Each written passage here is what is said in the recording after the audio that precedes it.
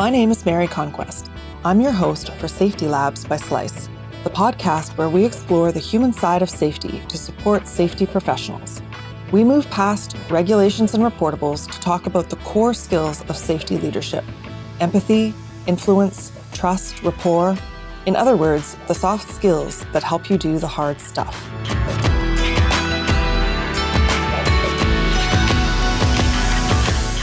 Hi there, welcome to Safety Labs by Slice. There are a lot of theories, frameworks, and new ideas floating around the safety world. It can be confusing for someone who's perhaps new to the profession and really wanting to find the best way to practice safety. Our guest today is sharing his story of professional development, where he started, which ideas he embraced, which ones he rejected, and how his approach to all things safety is grounded in scientific principles. He's particularly interested in critical risk management, its importance to the world of safety, and practical ways to implement it. Josh Bryant is the General Manager of People, Risk, and Sustainability for Mitchell Services' Australian drilling operations. Mitchell operates in surface and underground mining operations and in remote environments, helping clients discover critical minerals. Josh began his career as a geologist and has since moved into senior management for technical and safety concerns. In his 7 years at Mitchell Services, Josh has led team delivery of safety, training, risk management, and operational learning. He's implemented a human and organizational performance framework and created an award-winning critical risk management system. These and other improvements have developed Mitchell Services into Australia's leading exploration drilling company. Josh is currently surviving raising 2 teenagers, Lachlan and Zoe, with his wife Sally, and he joins us today from Brisbane. Welcome. Thanks very much, Mary. Surviving is absolutely the operative word there. They love what I do. They love the passion that I've got for it, but they will jump in the car when I pick them up from school and go, "Why are you listening to like a podcast on safety? Like what's this Safety Labs? Why are you listening to a podcast on fatalities? Why are you listening to an audio book on human and organisational performance, Dad? Like, get a life." So yeah, I'm surviving, but they are brilliant kids. Yeah, of course. In order to understand your approach to safety, I think that it makes sense to go through the chronology of how different ideas affected your practice as a safety professional. When you began, when you began in safety, you say that safety to you was at the time about campaigns, and you had sort of a mindset of fixing the workers. Can you tell me a bit about that starting point for you? Yeah, so again, career was a geologist and technical management of people, particularly contractor management. So I was actually looking after drillers, which is who I work for now. So I think I'm paying for past sins. But it was always around what did the person do wrong? How can we fix the person? It was always like, how can we almost like bulletproof the procedure? Let's put another line in. Let's pull all the people in. So if we had an incident involving one person, let's pull 120 workers in and almost like retrain them. What about the 119 who did nothing wrong and didn't really understand what happened with the event? So my personal view was always, yep, something's happened, try and understand it, but it's got to be the person's just done something wrong. I sort of changed my view when I stumbled across safety differently. So I know there's many schools of thought and it's been out for a while, but I was first introduced to it by a gentleman called Daniel Hammerdell and Sidney Decker himself. And it was almost, for me, it was almost like a switch overnight. Like that's how big an impact it had on me. I was like, have I really been doing this wrong? So, that framework of safety differently was about people are a solution to harness and not a problem to control. And I'm just like, you know what, maybe I've been going about this the wrong way and just trying to change people and not really understand their situations and trying to improve this. And I've been involved in numerous behavioural-based programs, and I've always got the fact that you are trying to make improvements to the work and the environment, but the comms always came around to, well, the person was in the line of fire and the person was doing this wrong and the person needed to fix this, and the things we need to focus on this month is slips, trips and falls and hazard management. It wasn't actually changing anything in our business. So that's where safety differently also had an impact for me to go, I've actually got an ethical responsibility here for people who work for me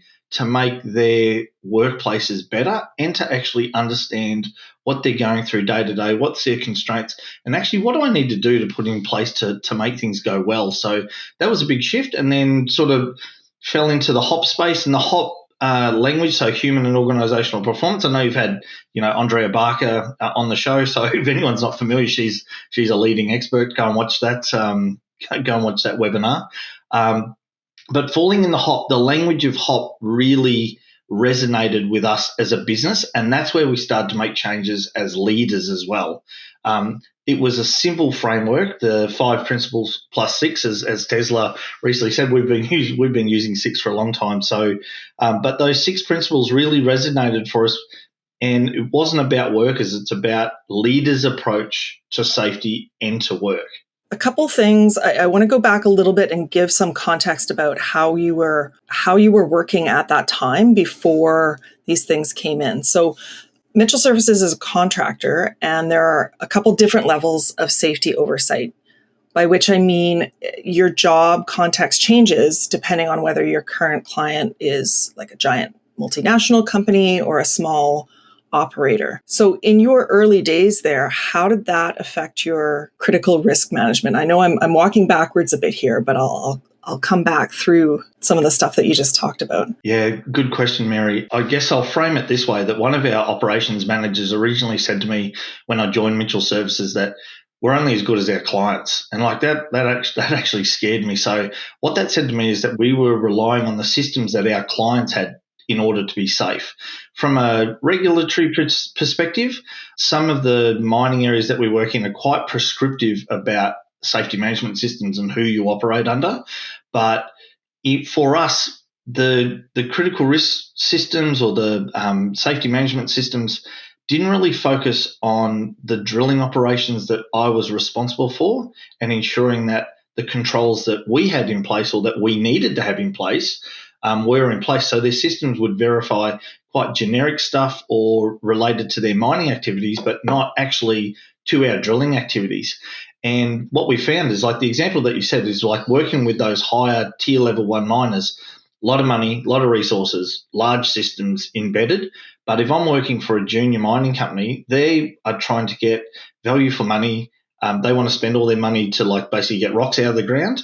So they're relying on me and my systems to ensure that my people are safe. So that created it was almost like a wake up moment for us to go, you know what, like we actually can't rely on clients to keep us safe. We need to really look in our own backyard and make sure that we've got these critical controls in place so that, we know that our workers are protected, and we actually can understand then what are the controls that they need and they rely on to be in place for them to have, continuous and safe operations. We've talked a little bit about safety differently, but again, one of the things I think is important to your story is that you have a background as a geologist. That has an important impact on your approach to safety. I think I'd like you to talk a little bit for you about what the connection between science, your scientific background, and safety practice is for you. How does your scientific background affect it? Yeah, Mary, for me, and hopefully I don't offend anyone, but what I found is, as a geologist, you always were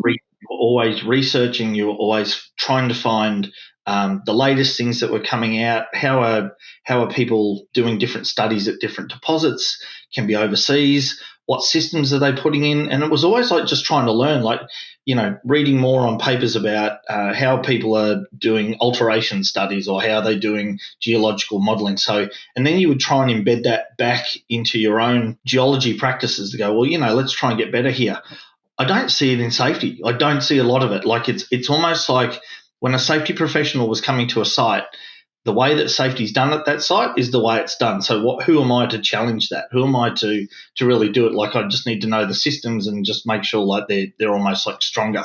So from my geology and I guess science background, like that's where I've actually done a little bit more exploration coming into the safety space. So that's actually made me like want to read more and understand more and actually try these concepts. So, I've seen LinkedIn posts and it's like, there's no science behind it. It's like, well, come out and have a look at the difference in the interactions and what the focus is on a business that Mitchell Services has done as a result of learning about these practices and trying and apply them in a practical way. It's made a massive difference on our business. And I've actually seen articles that go, well, hasn't it made that big a difference because, your public truth results haven't really changed? Well, that's crap. Come in and have a look. Come and lift up the carpet, and you'll actually see it's made a dramatic difference to our business in terms of understanding work, and particularly improving our critical risk management. Yeah, well, I think that's what's interesting about you is that not everyone subscribes to one point of view or one theory or another, but you've sort of used this experimentation model to say, okay, when you encountered safety differently, that was something new, and let's try that. And so just sort of a very experimental meshing of learning about new theory, but also putting it into practice.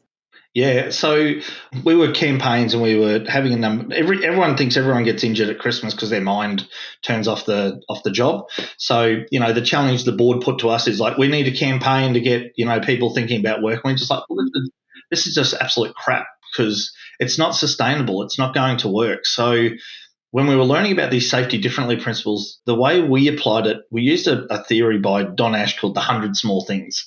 So it's doing those 100 small things consistently with deliberate intent in order to make change.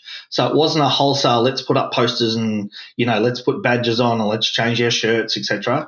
We made subtle changes to the way that we would communicate through like safety meetings. We would change our pre-start meetings. We would change the way that we would communicate events. We would change like some of our forms. We'd actually start like really decluttering and making things easier and go away because, and then we would start really working with our workforce. So it's almost that we weaved it, like we called it ninjaing, but yeah, we sort of ninjaed it into the business and changed it that way. Not everything we did worked. Like some of the things we put in place, a thing that tried to measure the variability of people's work during a day. So we would say, what was your plan this day? How did your plan go? Give me a rating between 1 and 10. It was an absolute disaster. Like lasted about 3 weeks. The guys were like, this is absolute crap. It doesn't tell anything. It doesn't give me, any information. It doesn't help me make decisions. We failed. We stumbled a number of times thinking that we were doing well. But the things that really succeeded were always about workforce input. It was always about asking them for their solutions, asking them about their problems. How do we make things go well? And I honestly believe that us doing that work and building that trusting relationship and open relationship with our workforce is what opened the door and made it so easy for us to implement critical risk management and to get their involvement in the creation of that program. So you mentioned last time we talked, and I hope I'm not putting you on the spot, but there were 3 philosophies you said from safety differently that kind of landed with you or landed with the company. Yeah, so we learnt about safety differently and then shared it with the leadership team and said, look, it's going to be a new way of thinking and it's going to push you. And it made them like really uncomfortable, made our leadership team quite uncomfortable. So it was like, safety is not just the absence of accidents. Safety is the presence of capacity and controls. So it just means, we have to care about when nothing's happening. We have to understand that. It's like, yeah, you do. We understand why things go well. That people are a solution to harness and not a problem to control. And that's probably the really big one, that it wasn't just blaming people when things go wrong. It's actually like, well, let's try and understand that. Let's go and work with them out in the field. Drilling, and, I would get, but drilling's drilling and you'll never have to change it. Like, that's crap. Talk about it and you've got new people and new ideas and they see things a different way. Try and understand that. And then that last one was, safety is an ethical responsibility, not a bureaucratic responsibility. So it's not about just controlling paperwork and making bulletproof paperwork. It is about you have all these people working for you. They are in your care. It's on you to make sure that you are working with them and understand that they are operating safely and you're creating a safe environment for them to work in. So it was very different for our leadership team. It was like, well, you're not just going to get up there and say, don't hurt yourself and don't hit yourselves with a hammer. It's like, no, it's not actually going to do anything. So that's our campaign was really, what? And we actually put our hearts on our sleeve and talked to our workforce. All the leaders went out to all the sites and said, what, we've actually been getting this wrong and we're really sorry. and we're going to take a new approach, and it's called safety differently. Now, the big thing with that, Mary, and this is where alarm bells went off, is that as soon as you call it safety differently, your clients go, well, that's different to ours, so it must be crap, or it's very different to ours, it can't be right. If you're saying it's safety differently, you're saying ours is wrong. And we're like, oh, it's actually nothing to do with you. It's actually to do with us and our relationship with our workforce. So we actually had to wind back that language of safety differently, because it actually turned some of our clients off. Didn't turn our workforce off at all, but it actually turned some of our clients off. That's a really good point. I think that people are scared of change. And I think people are scared of like, oh, is this some newfangled flavor of the month? Or, like as soon as there's a name attached to something, then people think, oh, you're just going to follow this theory, even if it doesn't work. And you mentioned one thing that didn't work. Was there anything else that that didn't work? And was it difficult to admit it when it didn't work and to move away and just say, let's reject this. It's not going to do it for us? Yeah, there's a couple of bits and pieces. So yeah, labeling it, like our original campaign was called like Home Stretch, and again, it was a campaign, but we never tried to add safety differently, like terminology in some of our documentation. We wound some of that back as well, just because clients were like, okay, what's this? So it's just getting too difficult to go, well, if you're not comfortable with it, so be it. And also we looked at our language of, okay, tell me about your work. What controls do you need in place to make sure that goes well? How do you know it's working? Is that enough? The thing is, well, we didn't actually understand the controls in the first place. So, who are we to go, well, do you have the right controls in place for your work? They're like, well, what controls am I meant to have in place? So it's actually, we were thinking that the worker already knew everything, and we were just like assuming that. So that fell over as well. But it was more trying not to label a program.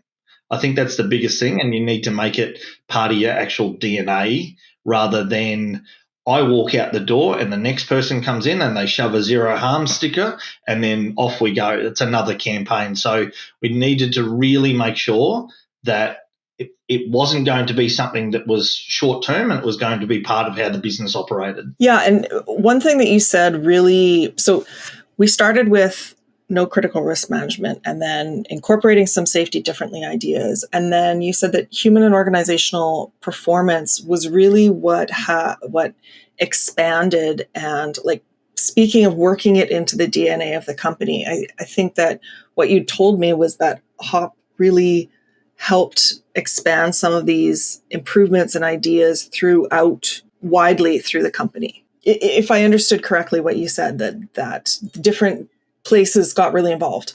Yeah, so HOP is where the leaders really started to come on board within Mitchell Services. And I think it's because it was the simplicity of the language, but how powerful the principles actually are. And what I loved about it more than anything else is it's not an off-the-shelf solution. HOP's not let's go and get the HOP dictionary and go, okay, part one, go and do this.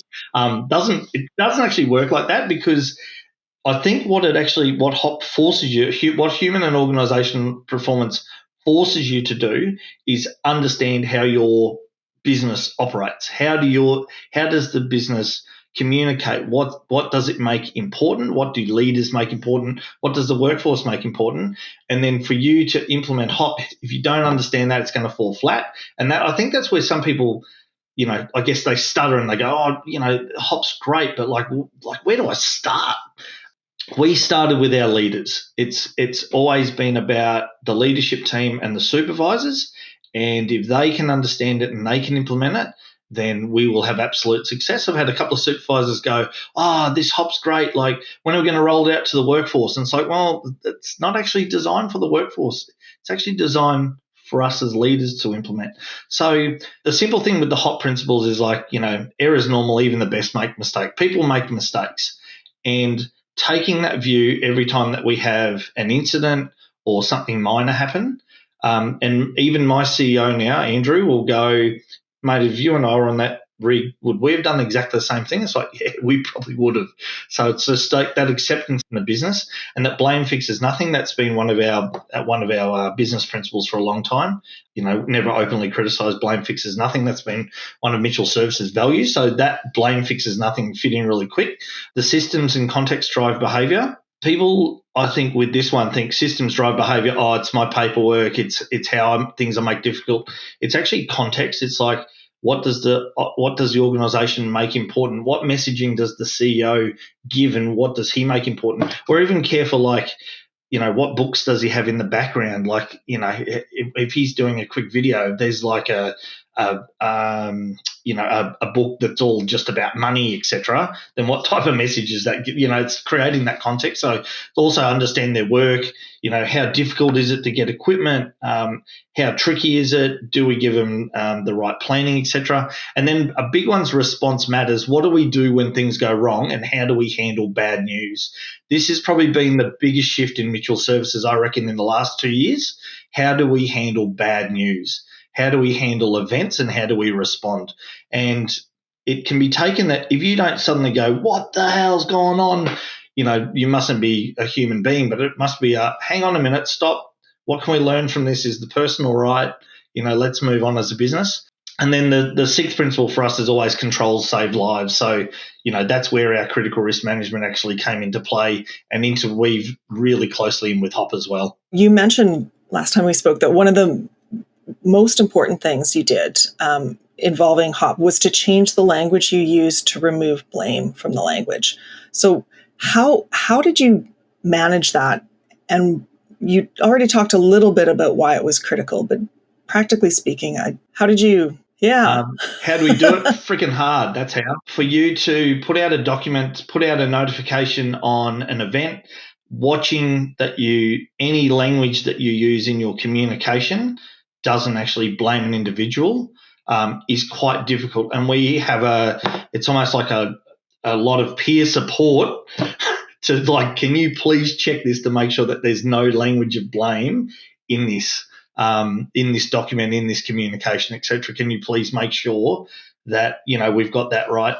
And another thing with the blame side of things is investigations, almost opening investigations and learnings with that. Hang on a minute, if we blame this individual, we're not actually going to fix this. They might they might withhold information or not feel comfortable to tell us. So if we can remove that essence of blame and actually make it comfortable for them to speak, and know that we just really want to learn first, that actually makes a better environment as well. So look, the blame language, it's human nature. It just is. It's when I recently attended a training course with Bob Edwards, who's he's a HOP guru, and he just said, it is human nature to blame. You are not going to get rid of it. Just know that the principle, though, is about blame won't fix anything. So you can learn and punish, or you can blame and punish, or you can learn and improve, but you can't do both. Okay, so there you were making great strides, improving the workplace, a bunch of different levels, and then there was an event that jolted you and provided the impetus for a new focus on critical risk management. So can you describe how that shift happened? Yeah, it's probably this is a personal one, but I've taken it back to Mitchell Services, and in some ways, I wish I would have gone down this path earlier, but I don't think we had the trust in the workforce to do it properly. But at an organisation where I used to work, we were having lots of hands and fingers injuries. Hands and fingers were impacting the TRIF, and some were minor injuries, but they might need a stitch here and there, so that impacts your total recordable injury frequency rate, impacts the stats. Everyone's freaking out.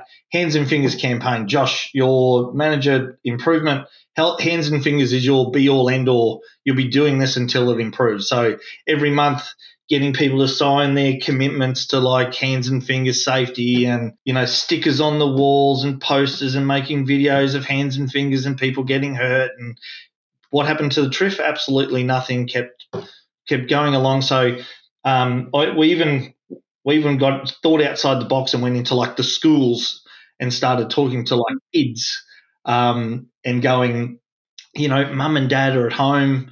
When they're home with you, they like to play and everything, but they really need their hands. So, we need you to help us like look after them so they can interact with you, and, they can go fishing on the weekend and you can play sports together. And, some of the employees would go home and they would put like the kettle on or the stove on. And they go, "Oh, careful, mum and dad, that's hot." And they're just like, "Whoa, where's this come from?" Because we didn't actually tell anyone we were going to go into the schools. So it was like a subliminal messaging through their kids. And that made some impact. But again, that's hearts and minds. It doesn't actually like change anything. Triff kept going along. And then at the operation where I was, we had a fatality underground where Brian lost his life, and that impacted our community greatly. And I mean community in terms of the state, his family, the operation, the leadership team, and it actually changed the entire organisation. And suddenly hands and fingers didn't matter anymore because we didn't have critical risk management in control. So when I've joined Mitchell Services, and again, weaving back to that story to go, we were relying on client systems. We were making sure that their critical risk management, we just worked under that. It just wasn't going to be enough. But for us to do what we did, we needed to have the trust of our workforce first. And that is what Safety Differently did. And that is what HOP has done. It's actually created a safer and more open and, I'm going to say it, psychologically safe environment where people can speak up, let us know their concerns, and we can work with them directly to make changes to our business. So for you, the Safety Differently and HOP kind of laid the groundwork. But you had also said that, generally speaking, you think a company needs to get critical risk management under control before moving into some newer ideas, which is the opposite way that you did. So is it a chicken and egg question? Does it matter? It's not. I've actually been challenged about this a couple of times, which has been cool. So, we talk about, Safety 1, Safety 2, Safety Differently, HOP, New View. We had all that, but what happened in our industry, in our operations in Australia, is that there were a number of fatalities in some underground mines where we operated. So none of our employees were impacted, but there were some large reviews undertaken at the time by a gentleman by the name of Sean Brady, who did a thing called the Brady Review into mining fatalities. And he actually highlighted that a lot of these mines didn't have critical risk management as a core part of their business. And we were like, you know what, we don't either.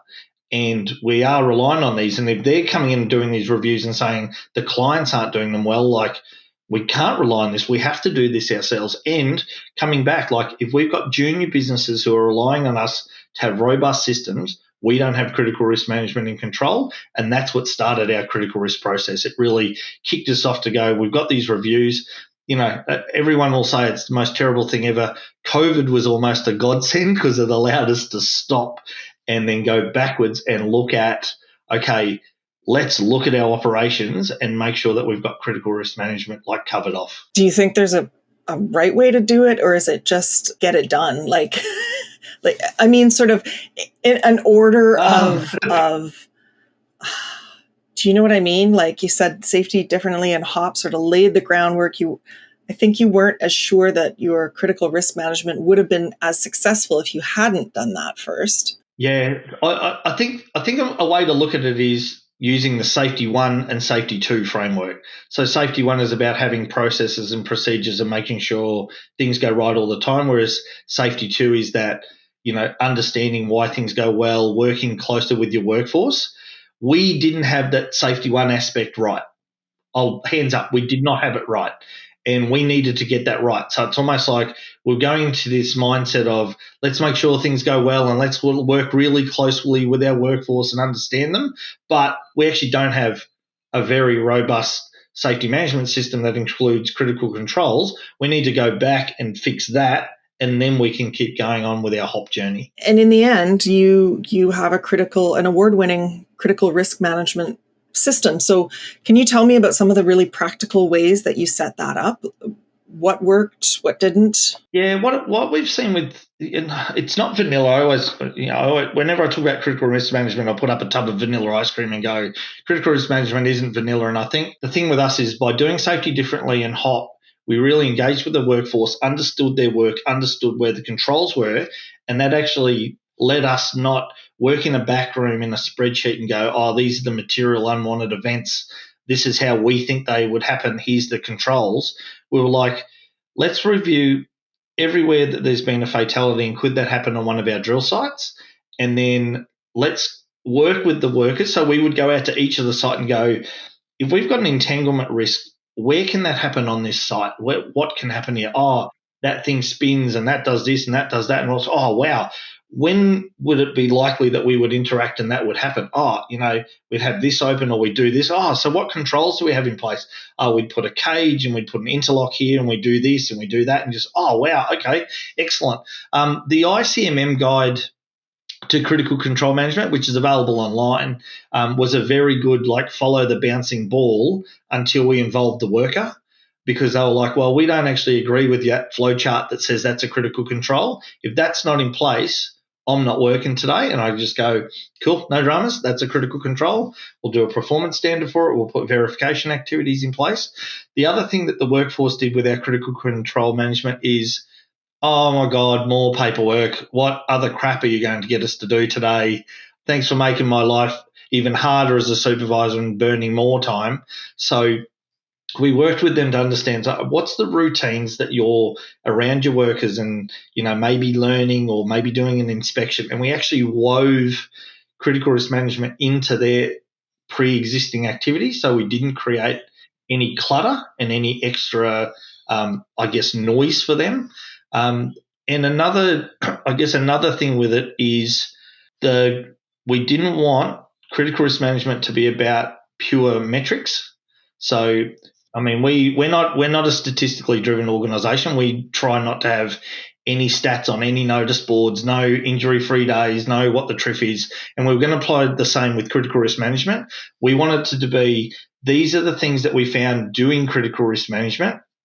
These are our opportunities for improvements and where controls failed, and giving that feedback back to the workforce to go, we found these things. Thank you for highlighting them. Let's work together to make improvements to work by improving these controls. Yeah, and I imagine that engenders trust too, because it's one thing to be asked what you think, but it's quite another to see that you've been listened to and that it's, Yeah, 100. And again, just to stress, it is that feedback loop. It is that really giving back to the worker. They put in all this effort. They do these pre-task risk assessments. What's it used for? So what's my critical control verifications actually used for? What's the organisation doing with it? And the biggest step change I saw too was the importance that our board placed on critical risk management. So our board packs, I guess the safety section used to be, here's our total recordable injury frequency rate. Here's the number of injuries that we've had. Here's what we've done about it. And here's what we've learnt. That's now pushed down in the board report. And the first thing that our board actually discuss is critical risk management. Where were the fails? Where were the opportunities of improvement? Are there any actions? Is that applicable across all the business? What systems are involved that we're responsible for that led to that control failing or needing to be improved? And then the board focus on planned task observations, which is about, let's see what the paperwork and the safe work instructions that we have for our workers, do they reflect how they do the work, rather than reversing, which is, I've got to make sure that this person's following this procedure to the letter. The board are more interested to go, do our systems reflect work as it's actually done, and the best way to do it?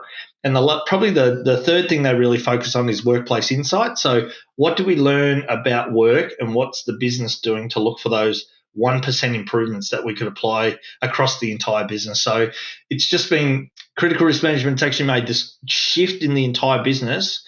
But the best thing about it is it's come from the workers down and been accepted by the board from an upward point of view. So it hasn't been a push down onto the worker. It's actually been like the two, we've all worked together to make this actually successful in our business. Yeah, and the irony there is that, you say you're not focusing so much on the recordable injuries. However, since you incorporated critical risk management, you mentioned that your total recordable injury frequency halved. even though you welcome Yeah. reports of, so it's not as though people aren't reporting them. Yeah, so we actually saw when we've put in critical risk management, we've actually seen an increase in the number of high potential incidents that we are having reported. And yeah, we've seen a decrease in our injury severity. And that's because critical risk management has improved work. So it's not about control and purely just making sure things are prevented. We've actually improved work by understanding the controls with our workers. So they've helped us make work safer, which has actually made work better, and they're therefore improved, the ability for us to recover from an event or improve the severity. We don't share truth with our workforce. Like half of them don't even know what it is. But it's one of those things where we didn't work to control the statistics. We worked to improve work, and basically the statistics drop by themselves. So you mentioned this a little bit early about safety as a profession, and that you had observed that some people train for safety, they get into an organization, and then they stop learning. So here's the quote that you said to me was, no, it's fine. No. as a profession, we need to push each other to learn more and share each other's ideas. See, that wasn't a difficult quote.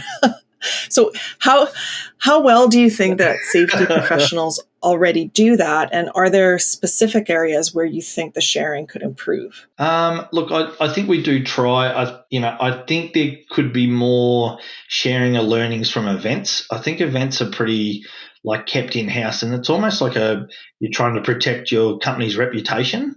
You're actually preventing learning. We've seen other industries like oil and gas have open slather working together, all these companies working together and being very transparent in how they classify an injury, sharing their learnings, etc. I think other companies and industries could do exactly the same thing, like really sharing those learnings. The ones that we normally see are from the regulator. So if there's been a high potential event or a fatality, we'll definitely hear about those. But I'll go to another work site and they're focused on slip, trips and falls. And then I'll go to this other site and they're focused on hands and fingers. And you just go what's going on? Why do you think you're having these things? Does your campaign actually change risk and does it change work? And if it does neither of those things, you are not going to see an improvement. Okay, so speaking of improving the safety profession, what now this is more about the future. Okay. This is students. So what core human skills, this is the University of Josh question. I think you knew this was coming. What core, human skills are the most important to develop in tomorrow's safety professionals while they're still training? So what soft skill courses would you add to a certificate or a diploma program that would be most helpful to the students' future careers? I don't know if it can be taught, but I would reach out and find a mentor who can guide you in developing curiosity, staying curious all the time, and actually remaining humble. Don't thinking that you've got the answers and, you suddenly come onto a work site, but I've got a degree and this person doesn't, so I must be smarter than them. It's actually learning those soft skills of being curious, asking better questions and being interested. Like you're actually interested in the person. You're quite genuine about your questions and they aren't loaded, i.e. they're not, you're trying to tease something out of them. You are actually genuinely interested in them. And what did Edgar Stein call it? It's humble inquiry. That's probably something I'd encourage people to read if I was a student. Read about humble inquiry. And when you come to your site, start learning about work first. Worry about systems and learning, the paperwork and the safety management system. Worry about that second. First thing you should do is go and be really interested in work and the work that people are doing at your workplace and what they make important, and see what you can do to maybe understand that and share that with the organisation, or maybe remove some of their roadblocks. Yeah, it's a good question. Can these things be taught? But I do think, regardless of your answer, I think that they can be focused on. And if you have a mentor that's telling you this is where you need to focus, I think that is probably a great way to improve. You knew this was coming too. If you could travel back in time and speak to yourself Speak to yourself at the beginning of I'll say your safety career, not your whole career, but your safety career. And you could give yourself only one piece of advice. What would that be? Be open to new ideas, because you are exactly the same way as a scientist and as a geologist. So make sure that you are open to new ideas and new learning. There was a gentleman by the name of Ian Long, he's the one who first introduced me to the idea of safety differently. And it was, he's like, oh, there's all these books and everything. I was like, oh, that's fascinating.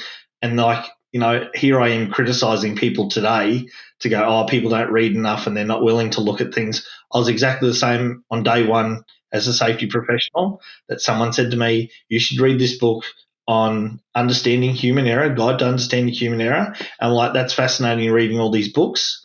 Josh, listen to Ian. It'll start you on your pathway a lot sooner than you have. Yeah, that's a pretty common refrain, is opening minds and maybe having a little humility. Yeah, so, absolutely. Practically speaking, what are some resources, if there are listeners who want to learn more about some of the things that you're talking about here? What are some of the books or websites you think that they should look into? Look, a good one for me was that Decker's book, that Field Guide to Understanding Human Error. Like, that's a really good start. I grabbed three of my favourites, right, and a little bit obscure, one of them. But Todd wrote a book on workplace fatalities, and it's probably not his most popular book, Todd Conklin's book. I don't know how many times I've read it cover to cover. I've listened to it in audiobooks. I cannot recommend it enough, because it really challenges you in terms of understanding critical risk and controls, and that it's not all about prevention, but it's also about maintaining control and recovery. And it's a huge mind shift. It's a huge shift in your mindset when you're looking at critical risk management, that you can't just put these brick walls everywhere. So that's a really challenging one. Bob's Guide to Operational Learning. That's by Bob Edwards. That's quite a new one. It's so good because that's written by a humble human being who has the worker in mind, and actually will set you up in terms of what's the initial questions and how do I do these things called learning teams? Like, what's that about? And the big thing that I got out of that book is start small. Like, you don't have to change the world tomorrow. You can start small. And then the big one that changed it for my team is Todd's book, Pre-Accident Investigations. That was just an amazing shift, and it's easy language as well. So highly recommend that. In terms of resources, Safety Labs by Slice. Like, look at some of the guests you've had on. You had, Eliza and Mark and Kim Bancroft, and they're amazing human beings. So, listen, Mary, we've got to a stage where we're a small group. Some are more interested in the safety science and learning about safety than others. So we will actually, I'll actually put a link, and then I'll go, oh, by the way, if you couldn't be bothered listening to this, here's a quick summary. And it usually entices them to go up. So highly recommend going back through episodes of Safety Labs by Slice, Pre-Accident Investigation podcast, the Safety Work podcast by Dave Proven. That's always another cracker. And then there's other ones like, Safety on Tap and Rebranding Safety. So, there's so much good resources out there. Just make the time. Like, look for those little snippets. Like, most of the time, I don't set aside part of my day and go, I'm going to listen to a webinar today. It is I've got a 15 to 20 minute commute to work. I'm going to listen to this bite of this webinar. And then I'll actually go to work and go, okay, that was cool. What can I apply with that? And that one morning, like, I was listening to a podcast, and Todd Conklin had a guest on, and they mentioned the word like failing safely. And I was like, that's really cool, like failing safely. And basically formed a meeting with the leadership team that morning and said, how's this term like failing safely? How does that land with you? And then we started exploring that. And that's part of our normal terminology now as well. So there's a lot of power in just listening to these bite sides of these webinars and podcasts as well. Yeah, I listen to podcasts when I walk the dog, so I'm doing two things at once. I'm learning and getting some exercise there. So where can our listeners find you on the web? Yeah, best place is probably LinkedIn. I will usually reply. If you send me a message, I will reply. I usually accept connections as well. But the big thing is if you want to be a keyboard warrior and this goes on LinkedIn and you want to have a bit of a spray, I encourage you to send me a message. I'll organise a video chat with you, and I'd love to see your point of view and where you're coming from so that you can understand where I'm coming from. I just get upset when I read a paper that it says, 70 to 80% of workplace incidents are caused by work behaviour. I think that's crap. And I haven't had the right to say that if I don't have critical controls and my workplace is right before I start challenging my workers. Mm-hmm. Well, that's great. That's a really good offer you've made, and I encourage listeners to take you up on it. So that's all the time we have for today. Thank you, Mary. Thank you so much for having me. Yeah, thank you so much for joining and, sharing your story with us. And as always, thanks to our listeners for tuning in. And I need to say, it is a scientific truth that the Safety Labs by Slice team are objectively awesome. So many thanks to them for all that they do. And bye for now.